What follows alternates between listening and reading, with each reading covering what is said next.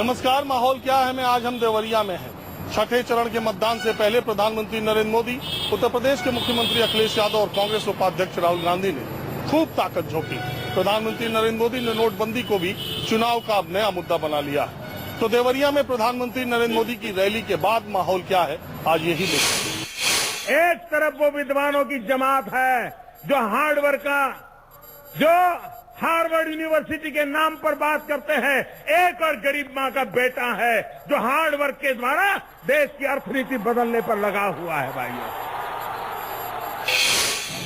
आप लोग मोदी जी की रैली में गए थे? हाँ, सुने भाषण? हाँ, बहुत सही बात हो रहा है। भाषण बहुत सही है। क्या माहौल था? माहौल अच्छा है। क्या बोले, कुछ याद है? कुछ थोड़ा याद नहीं है। भूल गया। नहीं, क्या क्या बोले, कुछ याद है? बात तो बहुत है पर नहीं पाएंगे। आप गए थे, आपको कुछ याद है मोदी जी क्या बोले देवरिया में? बोले थे ये बात की मतलब पब्लिक इतना दूर आए हैं हमारी सेवा में, आपका धन्यवाद। और जो है हमारे तरफ से पब्लिक को धन्यवाद। बस यही एक बात याद है? और उसके बाद 10 मिनट बाद हम लोग चल दिए। थपड़ी बजा रहे तो आवाज नहीं सुनाई दे रही थी। आप गए थे? क्या बोले, क्या किस बात पर आपको लगा कि इससे माहौल बनेगा? यही बोले चीनी को पेट्रोल बना दिया जाएगा, चीनी को रस बनाकर। ये कहाँ बोले चीनी को पेट्रोल बना दिया? पेट्रोल में गन्ना से रस बनाकर उसको तब्दील किया जाएगा।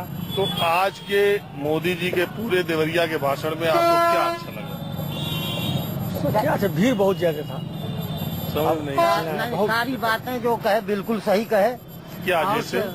सबसे अच्छी बात, इस देश का दो ही मुद्दा है, किसान और नौजवान, तीसरी कोई समस्या नहीं। आप दोनों को लेकर आज के देवरिया के भाषण में कौन सी बात आप? किसानों के लिए जो कर्ज माफी और बिना ब्याज का पैसा देंगे, ये सबसे बड़ी बात है। किसान स्वयं में किसी खैरात की जरूरत नहीं है, लेकिन 2.5 साल में जो अखिलेश सरकार लेवी नहीं चलाए, 100 कुंटल अनाज बेचने वाला काश्तकार 1 साल में 50,000 रुपए का नुकसान हुआ है उसका। 2.5 साल में 5 साल में 2.5 लाख रुपए का नुकसान वो किए हैं, केवल लेवी न चलाने की वजह से। आप गए थे? जी भैया गए थे। गए थे? अरे देवरिया वाली रैली में थे मोदी जी के साथ? जी साथ नहीं जा रहे तो मतलब सुनने के लिए। जी हो गया। क्या माहौल आपको समझ में आया? माहौल समझ में ठीक है। यहाँ जयमल सिंह जीत जाएंगे। बीजेपी वाले ना? हाँ। अच्छा, ठीक है। क्या बोले मोदी जी, क्या भाषण में आपको बढ़िया लगा? भैया बोल तो भाई भैया अरे गए थे सुबह से? भैया क्या अच्छा लगा भैया। ज्यादातर जनता की यही स्थिति है। गए सब थे, मोदी जी का भाषण सुना सबने। याद है कुछ? नहीं भैया, हम नहीं कहते। ऐसे मोदी जी को देखा जाए तो जहाँ भी जाते हैं बोलते हैं मतलब विकास होगा। मुझे लगता है कि भाजपा में मोदी जी बहुत अच्छे हैं। यहाँ के सांसद रहे कलराज मिश्र, वैसे जैसे लगा था यहाँ पर सुई हैं, जैसे मनमोहन सिंह थे, जैसे लगता ही न था कि देश में क्या हो रहा है। ठीक इसी प्रकार से ये कलराज मिश्र हैं देवरिया में, वैसे नहीं लगता कि क्या हो रहा क्या नहीं। वो बोलते हैं कि एक थे कोई सांसद रविंद्र कुशवाहा सलेमपुर के, बोल रहे थे कि यहाँ पर चीनी मिल मतलब नया निर्माण कराएंगे। मैं तो बोलता हूँ कि जो चीनी जो मिल यहाँ पर है, पहले उसको पुनर्निर्माण कराइए और लोगों को मतलब किसानों को रोजगार मिलेगा। वैसे जहाँ भी जाते हैं लोग नेता लोग, तो यहाँ तक कि बोलते हैं गांव के लोग बुढ़े जो लोग हैं, बोलते हैं कि मेरे तो बाल पक गए हैं नेताओं के मतलब वादे सुनते बेचारे यही गरीब जो एकदम असहाय, कुछ कर नहीं पाते हैं। यहाँ हनुमान मंदिर पर मेरी मकान है और मैं आशुतोष उपाध्याय को वोट दूंगा। ये तीनों बात जो आप बताए वो मुझे पता नहीं। पहली बार ये नहीं, पहली बात ये कि आशुतोष उपाध्याय कौन है। दूसरी बात ये भाजपा विधानसभा से सपा के प्रत्याशी है, कामेश्वर उपाध्याय के लड़के हैं। आप क्या नहीं जानते हैं श्रीमान? अरे मैं सुनिए, वो नहीं जानते है जग में कभी संकट मोचन नाम तिहारो। आप सब कुछ जानते हैं।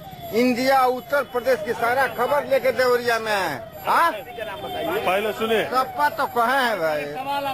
अरे आज पहले रुकिए आप।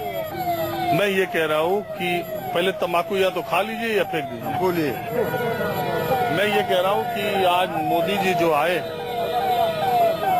देवरिया में कितना माहौल बना बीजेपी? पहले से भी माहौल है और आज भी है, वोट उनको मिलेगा। लेकिन हम तो वहाँ सपा को देंगे, यहाँ भाजपा को देंगे। 2 जगह वोट है क्या आपका? हाँ, एक ही जगह दीजिएगा, अपराध हो जाएगा। अरे रउरा आशीर्वाद दी ना, एक बार पाकल बा ये महाराज, ये कुर्बान लोग बा, हिसाब किताब वाला। एक जगह वोट दीजिएगा, एक जगह। ठीक है, ठीक। अच्छा, तो मुझे आप बताइए कि देवरिया में किस तरह का माहौल है, किस में लड़ाई है, कितनी सीटें आपकी समझ से देवरिया में भाजपा पाएगी, यहाँ सपा पाएगी? बस नहीं, यह सब नहीं बताएंगे। भाजपा और बसपा में देवरिया में लड़ाई है। और आप वोट देंगे सपा को? भाजपा विधानसभा में देंगे। अरे हम पूरे देवरिया की बात कर हम रहे हैं। यहाँ की बात और नहीं बताएंगे आगे, न हमको कोई जानकारी है। हम साहब कोई बात नहीं, जितना है ठोसे बात बताएंगे। आप बताइए, आप बताइए। पहले पान थूक लीजिए। हाँ, आइए। क्या पूछ रहे हैं? सुन ही रहे, बड़ी बीमारी है, हर आदमी ये पूछता है क्या पूछ रहे हैं, बताइए। हम लोग पार्टी से जुड़े नहीं हैं। अरे तो नहीं है, कोई बात नहीं, हम तो आम आदमी से बात ही करते हैं। विदेश से है, हम लोग यहाँ वोट कर रहे हैं। क्या नाम उनका? अरे आप किसी को, मेरे को पार्टी के मतलब से बताइए। बसपा है, अभयनाथ त्रिपाठी का। अभयनाथ त्रिपाठी बसपा से हैं, हम लोग उनको वोट कर रहे हैं। आप ब्राह्मण हैं? जी हाँ। तो ये देवरिया सीट तो ब्राह्मण डोमिनेटेड सीट है।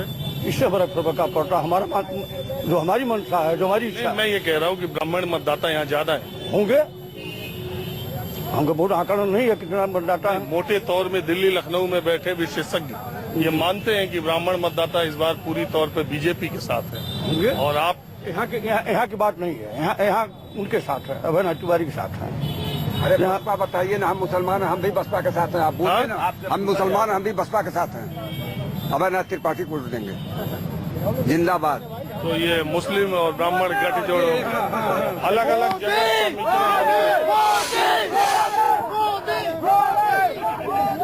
ये बीजेपी के लड़के जो आपके अगल बगल खड़े हैं, मोदी मोदी चिल्ला रहे हैं, ये आम नागरिक को बोलने ही नहीं देंगे, न बोलने दे रहे हैं। नहीं, आप बोलिए, ऐसी बात नहीं। सब चुप रहिए।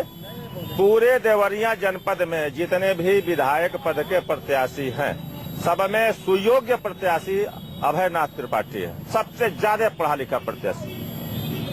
अगर किसी को ज्ञान हो कोई बता दे। बीजेपी का प्रत्याशी यहाँ दर्जा 8 पास है। हम लोग चाहते हैं कि पढ़े लिखे लोग विधानसभाओं में जाएं, आई नौजवानों की बात पढ़े लिखे लोग करें। तो आपने अभी जो प्रधानमंत्री नरेंद्र मोदी का भाषण हुआ सुना है? खूब सुना। तो उन्होंने क्या कहा? उन्होंने कहा कि जो हार्वर्ड से पढ़ के आए थे, जो बड़ी बड़ी डिग्रियां दिखाते थे अर्थशास्त्र में, वो पीछे हो गए और मैं हार्ड वर्क करके उनसे आगे हो गया। अर्थशास्त्र के आंकड़े उन्होंने बताया कि जीडीपी की जो विकास दर है उसका असर नोटबंदी की वजह से। ये बड़े पैमाने पर है। हमारा काम अपना विधायक चुनना, विधायक सरकार बनाएंगे। ये सारे लोग सरकार नहीं बनाएंगे। किसकी सरकार बनेगी हमारा विषय नहीं है। हमारा विषय अपना निजी विधायक चुनना है, जो हमारे दुख सुख में काम आए, जो हमसे उठक बैठक करता हो, जो न्योता हकारी करता हो, जो मेरे कामों को सुनता हो। 5 साल बीजेपी का विधायक रहा है यहाँ जन्मेजय सिंह, कहीं किसी के फंक्शन में या किसी काम में कहीं वो दिखाई नहीं दिया। आपका क्या कहना है? हमारा ये कहना है कि बीजेपी सरकार अच्छा काम कर रही है और हम लोग जो भी लोग हैं मोदी के नाम पर बीजेपी के उम्मीदवारों को वोट दे रहे हैं, इसलिए कि हमको ये लग रहा है कि भविष्य में यहाँ पे अगर यूपी में भाजपा की सरकार बनेगी तो यहाँ की जनता के लिए वह लाभकारी होगा। किसी की भी सरकार बने, लेकिन बस यूपी में कानून व्यवस्था अच्छी हो, पढ़ाई अच्छी हो, सबको मुफ्त में शिक्षा मिले, सब बेरोजगार मुक्त हो, और यूपी को ये साथ पसंद है। क्या मतलब अखिलेश? हाँ, कौन किसी की भी पार्टी बने, बस अच्छे ही बने, कानून व्यवस्था अच्छी हो। तो तुमको अखिलेश यादव अच्छे लगते हैं क्या? हमको लगता है कि वो ही ये सब पूरा कर पाएंगे। मोदी जी बस कहते हैं 3 साल में कुछ नहीं किया, बस अच्छे दिन आएंगे। कब आएंगे? देवरिया से माहौल क्या है में वक्त को चला एक ब्रेक का।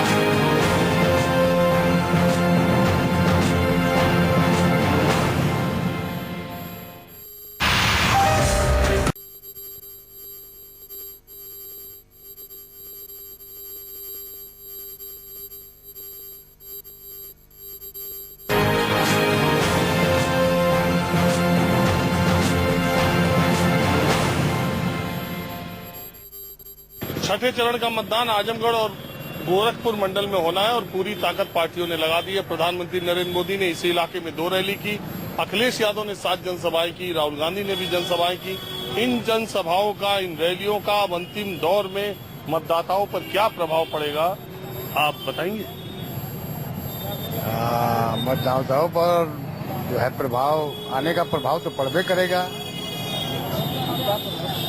आने का प्रभाव तो पड़बे करेगा। किसका ज्यादा? मोदी का ज्यादा पड़ेगा। यहाँ देवरिया के मुसलमान किधर ज्यादा जा रहे हैं, आपसे सीधे पूछ दे तो? ज्यादा करके सपा और बसपा दोनों में जा रहे हैं।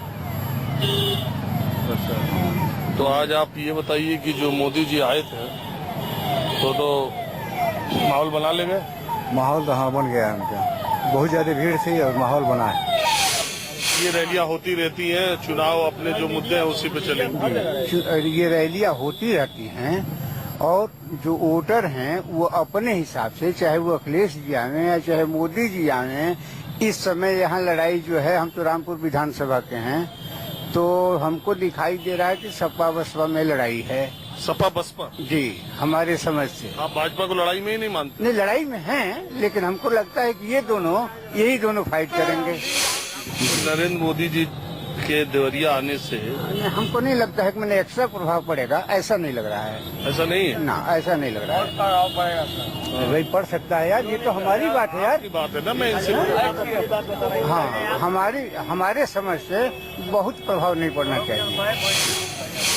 माहौल क्या है, मैं देवरिया से बस इतना ही। अगले एपिसोड में किसी नई जगह और नए माहौल के साथ फिर मुलाकात होगी। कैमरामैन उमेश सिंह के साथ राजीव रंजन, न्यूज़ 24 देवरिया।